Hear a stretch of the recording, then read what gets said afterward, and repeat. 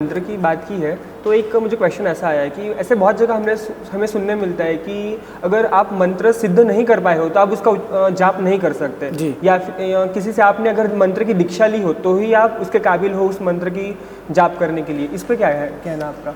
हाँ, बिल्कुल सही है। मैंने अभी वही आपको चीज़ बताई कि आपको आपका गुरुजन से मंत्र लेने पड़ेंगे, आपको सीखना पड़ेगा। क्योंकि क्या है, हमारे व्याकरण के अंदर बहुत सारे क्लिष्ट शब्द ऐसे हैं, जैसे विष्णु सहस्त्रनाम स्तोत्र आप पढ़ेंगे तो विष्णु सहस्त्रनाम स्तोत्र में इतने बहुत सारे क्लिष्ट शब्द है, तो स का श उच्चारण हो जाएगा ना, तो वहाँ पे भी गलत होगा। एक है स्वसुर और एक है ससुर, है ना। एक का मतलब होता है हमारे ससुर जी और दूसरे का मतलब होता है कुत्ते का बच्चा या कुत्ता, है ना।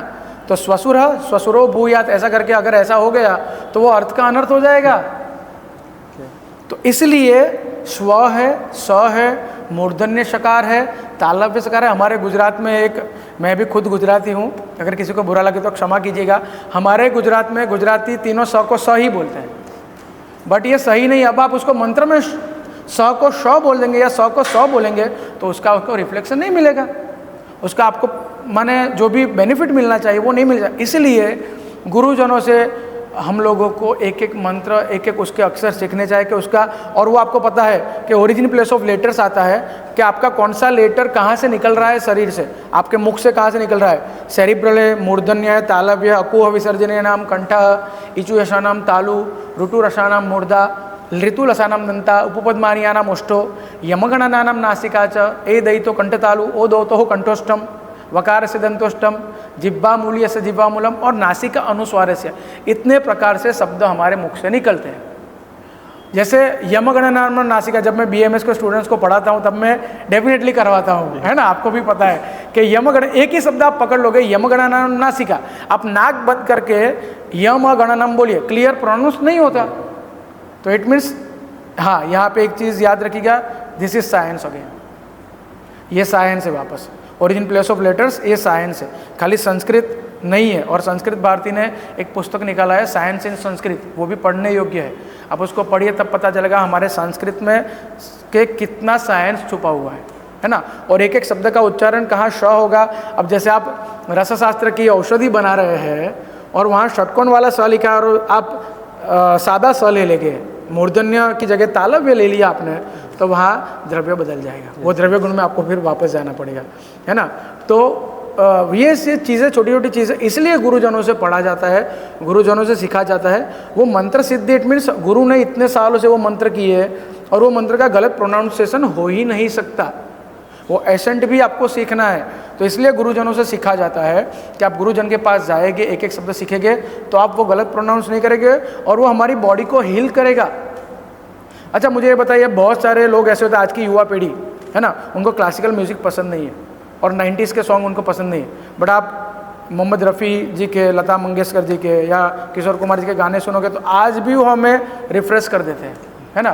तो it depends on their choices, but the thing is, अब if they are thinking about the classical music, jazz music या एनी काइंड ऑफ म्यूज़िक, तो वो उसको फॉलो करते हैं। तो वैसे ही हमारी मंत्र चिकित्सा, और वो इसलिए क्योंकि आप गुरुजनों से नहीं सीखोगे तब तक आपको उसका तत्व पता नहीं चलेगा, और वो तत्व पता नहीं चलेगा तो आप उसको फील नहीं करोगे। इसलिए वो बहुत ज़रूरी है कि गुरुजनों से सीखना चाहिए। और एक चीज़ इसमें एक उत्तर छुपा हुआ है कि अब ये प्रश्न ये भी आता है कि गुरुजनों से सीखने के बाद ये मंत्र की सिद्धि कैसे होती है, ये मंत्र सिद्धि कब कर सकते हैं। ये प्रश्न नहीं था पर मैं आपको बताऊंगा। मैंने आपको पहले ही बोला था कि बहुत सारे, ये टॉपिक ऐसा है ना, ये एक समुद्र है, उसमें मैं कुछ नहीं जानता, पर तो अभी मैं आपको आज बताने यहाँ आया हूँ, है ना। तो थोड़ा सा मैं जानता हूँ कुछ जो हमारे गुरुजनों से हम पढ़े, बट मैं थोड़ा सा, मैं आज की युवा पीढ़ी को कुछ तो कहना चाहूँगा मैं।